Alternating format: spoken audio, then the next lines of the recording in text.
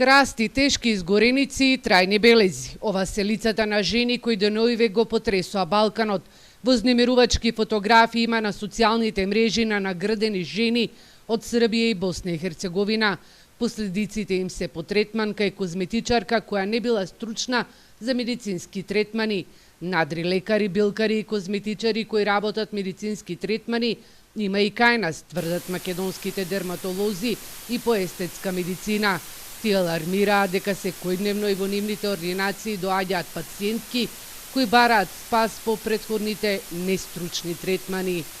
Само пред неколку дена младо девојче на 20 на години кој повеќе од година или две се третирало со нешто кое било направено во неовластена ординација или место, не мора ни ординација.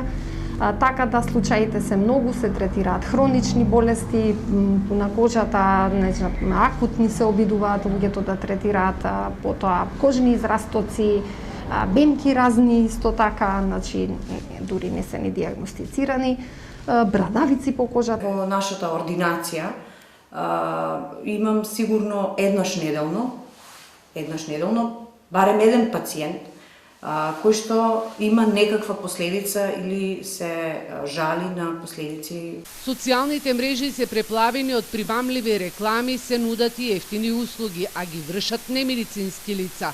Девојки и жени, следејќи ги светските трендови, завршуваат во ваквите салони. Дерматолозите алармираат дека последиците од нестручните третмани се големи. Освен без убавина, може да ве остават и без здравје. Не се работи само за наградување, само за естетски последици, туку се работи за последици по живот. Некогаш се работи за тотално слепило, кое што е нереверзибилно. При лоша апликација на дермални филери во коренот на носот или на челото, во делови кои што се високо ризични за апликација на такви материјали. И ние како доктори тоа го знаеме, нели, затоа се користат техники, има бројни до едукации, пред се за безбедноста при аплицирање на тие производи, дури до, не да Боже, мозочни удари. Законот предвидел вршењето на медицинската козметологија кај правните лица го обезбедуваат исклучиво со вработен специјалист по дерматовенерологија. За медицинските ординации надлежно е Министерството за здравство, додека за козметичките салони Државниот здравствен и санитарен инспекторат.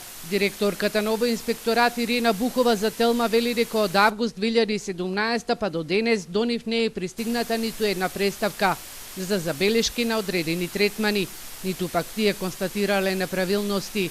Но лекарите велат дека токму недоволната информираност и стравот да се пријави за последиците се причина за ваквата состојба. Ние би сакале повеќе достап да имаме до пријавување на таквите нерегуларности кои може да биде како и во другите бранши, со еден телефон, со телефон, со како што е пријавување на мито и слично, да може, нели, да не мора да биде дури анонимна пријава, да не мора име да содржи.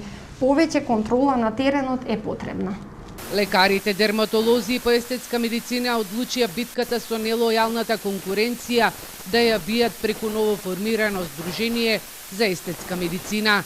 Сега им следи период на правење на регистер, но и кампања по нежниот пол да информиран за последиците по нестручните третмани на нивната кожа.